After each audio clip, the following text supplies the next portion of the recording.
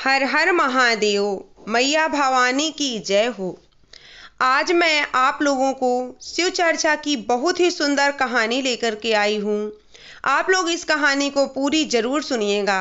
सास और बहू की बहुत ही दुख भरी कहानी है, बहुत ही अच्छी कहानी है। आप लोगों को इस कहानी से बहुत कुछ सीखने को मिलेगा। कैसे शिव चर्चा की कहानी है, तो उस कहानी शुरू करते हैं। एक घर में एक सास, बहू और बेटा रहता था। सासू जो थी वो शिव चर्चा की बहुत बड़ी भक्त थी। जहाँ भी शिव चर्चा होता तो सासू अम्मा जरूर जाती। बेचारी बूढ़ी हो गई थी, लेकिन हमेशा जो भी अपना 10-5 रुपए का प्रसाद होता, नहीं भी होता, लेकिन शिव चर्चा में जाना वो कभी नहीं भूलती थी। उसकी जो बहू थी वो बहुत दुष्ट थी।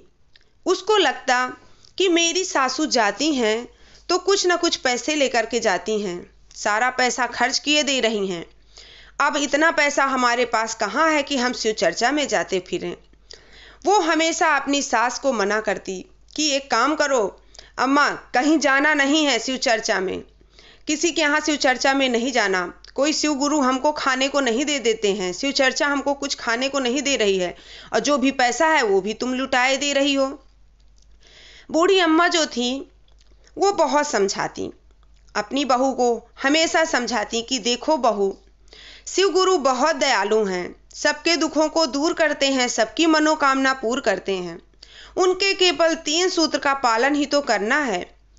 थोड़ी देर के लिए शिव चर्चा में जाना है, लेकिन तुम अगर थोड़ा समय शिव गुरु को दोगी तो शिव गुरु तुम्हारे ऊपर कृपा बरसाएंगे, दया बरसाएंगे, और तुम्हारे ऊपर बहुत कृपा दृष्टि होगी उनकी, कभी भी तुम्हें दुख नहीं होगा। लेकिन बहू की मति तो मारी हुई थी। वो अपनी सास से झगड़ा करने लगती और कहने लगती कि तुम पता नहीं ये काम काज नहीं करती हो, जागर चुरा करके शिव चर्चा में भाग जाती हो, अब से तुमको जाना नहीं है। लेकिन सास कहती, देखो मेरी कितने दिन की जिंदगी है, मुझे चले जाने दो, कम से कम इसी बहाने कुछ दुख दरिद्रता दूर होगी। बहू फिर भी न मानी, अपने पति से सास के खिलाफ भिड़का दी। बोली, पता नहीं अम्मा ये शिव चर्चा का क्या भूत सवार है इनके मन में कि हमेशा जब देखो शिव चर्चा, जब देखो शिव चर्चा में जाती रहती हैं। अपनी अम्मा को समझा दो, नहीं तो इनका खाना पीना बंद कर दूंगी। लड़का भी गया अम्मा के पास, बोला, अम्मा क्या शिव चर्चा में जाते रहती हो, हमेशा 10-5 रुपए मांगती रहती हो, वही 10-5 रुपए हमारे घर के कुछ खाने पीने के काम आएगा। लेकिन बूढ़ी अम्मा बोलती कि बेटा, दान देने से धन कभी नहीं घटता है। मैं अगर शिव चर्चा में जाती हूँ, 5 रुपए का प्रसाद चढ़ाती हूँ, तो शिव गुरु उसके बदले हमको बहुत सा धन देंगे। बहू को बच्चा नहीं था, शिव चर्चा का प्रसाद लेकर के आई एक दिन और अपनी बहू को दिया। ऐसे करते करते लड़ते झगड़ती रहती थी, लेकिन सासू अम्मा शिव चर्चा में जाना नहीं छोड़ती थी। धीरे धीरे करके ऐसा हुआ कि उनकी बहू को बहुत सुंदर बच्चा हुआ, लड़का पैदा हुआ। बहुत खुशहाली थी घर में, सब बहुत खुश थे। फिर भी बहू को अपनी सासू अम्मा का शिव चर्चा में जाना बिल्कुल अच्छा नहीं लगता था। सासू अम्मा क्या करती, सुबह सुबह उठ करके नमः शिवा जाप किया करती, शिव गुरु के 3 सूत्रों का पालन किया करती। ये सब देख बहू को अच्छा नहीं लगता। एक दिन की बात थी, सुबह सुबह सासू अम्मा उठ करके और धीरे धीरे मन ही मन नमः शिवा कर रही थी। बहू ने सुना और तुरंत अपने पति से कहने लगी कि देखो, हमारे बड़े मुश्किल में तो एक बेटा पैदा हुआ है, ये पता नहीं अम्मा सुबह सुबह कौन सा मंत्र कर रही हैं, कौन सा टोना मार रही हैं कि देखो गुदुर बुदुर मुंह के अंदर ही कुछ कर रही हैं, पता नहीं हमारे बेटे के लिए तो कुछ नहीं कह रही हैं। लड़का भी मूर्ख था, गया अपनी अम्मा के पास और कहने लगा, अम्मा तुम ये क्या मंत्र पढ़ रही हो, ये क्या कर रही हो तुम्हें ये सब नहीं करना चाहिए।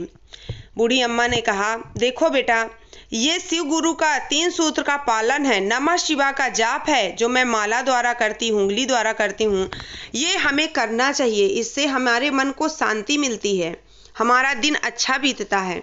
लेकिन बेटे और बहू के सामने उस बूढ़ी अम्मा की एक ना चली।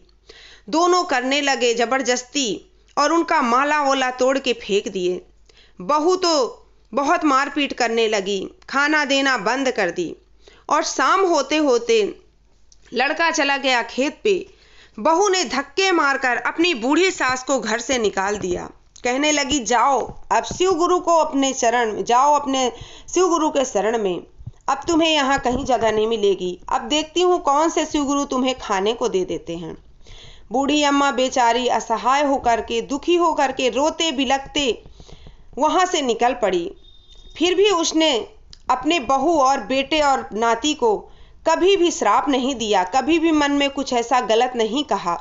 चुपचाप चली गई वहाँ से और जा करके जंगल में एक शिव जी का मंदिर था, वहीं पे जा करके वो पूजा पाठ करती, जो भी उसमें चढ़ाया जाता वही खाती। शिव गुरु को बहुत कष्ट हुआ कि उसकी इतनी अच्छी भक्त को घर से धक्के मारकर उसकी बहू ने निकाल दिया। ऐसा हुआ कि बूढ़ी अम्मा के जाते ही उस बहू का बेटा जो था छोटा सा, वो बीमार पड़ गया, बहुत ज़्यादा बीमार हो गया, इतना बीमार कि कोई भी डॉक्टर वैद्य उसको ठीक नहीं कर पाया। और वो केवल अम्मा अम्मा, दादी अम्मा, केवल उसके मुंह से यही शब्द निकलता। बहू को एहसास होने लगा, कहीं ऐसा तो नहीं हमने अपनी सास को धक्के मारकर घर से निकाल दिया, इसलिए शिव गुरु कहीं क्रोधित तो नहीं हो गए कि हमें श्राप दे दिए कि हमारा बेटा ठीक ही नहीं हो रहा। दोनों बहू और बेटा अपने बच्चे को लेकर के दर बदर ठोकरें खाते रहे, लेकिन वो बच्चा ठीक नहीं हो रहा था। दिन प्रतिदिन उसकी तबीयत बिगड़ते जा रही थी। ये खबर पूरे गांव में फैल गई कि उनके बेटे की तबीयत बहुत खराब थी। बहुत दिनों बाद हुआ था, तो सबको पता था कि एक ही तो बेटा है, वो भी बीमार है, पता नहीं क्या हो गया। ये खबर बूढ़ी अम्मा को किसी ने बताया कि देखो तुम्हारा नाती बहुत बीमार है, कोई भी डॉक्टर, कोई भी वैद्य उसे ठीक नहीं कर पा रहा। बूढ़ी अम्मा को तो सब समझ आ रहा था कि ये सब शिव गुरु का किया धरा है। शिव गुरु ने मेरी बेइज्जती बर्दाश्त नहीं करी और मेरे नाती को बीमार कर दिया। उन्हें पता था कि ऐसे ही मेरे बहू की आंखें खुलने वाली हैं और मुझे पक्का यकीन है कि मेरे शिव गुरु मेरे नाती को कुछ नहीं कर सकते। मैंने उन्हें मनाया पथाया है, तब जाके कहीं एक बेटा जन्मा, हमारे घर में हमारा नाती जन्मा। अब उसे शिव गुरु कुछ नहीं होने देंगे। बुढ़िया क्या की, शिव गुरु के पूजा में गई, शिव चर्चा में गई और वहाँ से शिव गुरु का प्रसाद लेकर के आई और सीधा अपने घर पहुँच गई। उसने बहू से कुछ नहीं कहा, बेटे से कुछ नहीं कहा, चुपचाप अपने नाती के पास चल दी। जैसे ही अपने नाती के पास जाना चाही, बहू तुरंत आ गई और कहने लगी, अम्मा अब क्यों आई हो, थोड़ी देर और कर देती, यहाँ तो हमारी हालत खराब हो गई है, तुम्हें किसी ने नहीं बताया जो तुम इतना दिन लगा दी, आई नहीं हमारे यहाँ। सास कहने लगी, तुम चुप हो जाओ, बस शिव चर्चा का प्रसाद लेकर के मैं अपने नाती के पास आई हूँ, बस उसी के प्रसाद के लिए आई हूँ, यहाँ से चुपचाप चली जाऊंगी, तुम्हारे घर रुकने वाली नहीं हूँ, तुम चिंता मत करो बहू।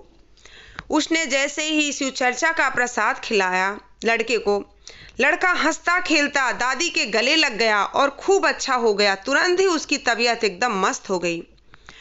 वो बीमार तो था ही नहीं, ये तो सब शिव गुरु ने बहू की आंखें खोलने के लिए किए थे। जैसे ही उनका बच्चा अच्छा हुआ, बहू तुरंत अपने बूढ़ी सास के पैरों में गिड़गिड़ाने लगी, कहने लगी, माँ जी मुझे माफ़ कर दीजिए, ये मेरे से क्या अनर्थ हो गया, मैं आपको धक्के मारकर घर से निकाल दी, शायद इसी का पश्चाताप करने के लिए शिव गुरु ने मुझे दंड दिया है, लेकिन अब मैं उसे सुधारना चाहती हूँ, अब मैं आपकी सेवा भक्ति करना चाहती हूँ, शिव गुरु की भक्ति करना चाहती हूँ, आपको ही सब कुछ मानूंगी। सास कहने लगी, देखो माफ़ी मांगने से कुछ नहीं होता है, तुम्हारे मन में पश्चाताप की भावना है, इतना बहुत है, पर कभी भी किसी भी का भी अपमान नहीं करना चाहिए। शिव गुरु में बहुत शक्ति है, वो पल में काया पलट कर सकते हैं। उनके 3 सूत्रों का पालन करने वालों की कभी हार नहीं हुई, कभी वो बेसहारा नहीं होगा, क्योंकि खुद जगत के पालनहार उन्हें संभाल रहे हैं। बहू और बेटा दोनों गिड़गिड़ाने लगे सासू अम्मा के पैरों पे। बूढ़ी अम्मा ने कहा, देखो मेरे पैरों पर नहीं, शिव गुरु के से माफ़ी मांगो और अच्छे धूमधाम से शिव चर्चा कराओ, क्योंकि तुम्हारा बेटा उन्हीं की कृपा से ठीक हुआ है। बहू की आंखें खुली। बहू ने अपनी सास को अपने ही घर में रखा और कहने लगी, सासू अम्मा, अब से आप कहीं नहीं जाएंगी, मैं आपकी सेवा करूंगी। और खूब अच्छे से धूमधाम से शिव चर्चा कराया उसने। शिव गुरु की इतनी कृपा बरसी कि दोनों एकदम खुशहाल जीवन जीने लगे। शिव गुरु की ऐसे ही हैं, अगर कोई उनके ऊपर उनकी पूजा पाठ करता है, उनका शिव चर्चा कराता है, तो शिव गुरु उन्हें बराबर ध्यान देते हैं, बराबर उनके घर में धन दौलत करते हैं, उनके दुखों को दूर करते हैं, उनकी मनोकामना पूर्ण करते हैं। हे शिव गुरु, जैसे उस बहू को अक्ल दिया, उनके सास बहू को मिलाया, दोनों को अच्छा किया उनकी मति, वैसे ही सबको अच्छा रखना शिव गुरु। ये थी मेरी आज की कहानी। उम्मीद करती हूँ आपको कहानी पसंद आई होगी। पसंद आई हो तो वीडियो को लाइक और चैनल को सब्सक्राइब जरूर कर लीजिएगा। प्रेम से बोलिए शिव गुरु महाराज की जय हो। हर हर महादेव। मैया भवानी की जय हो।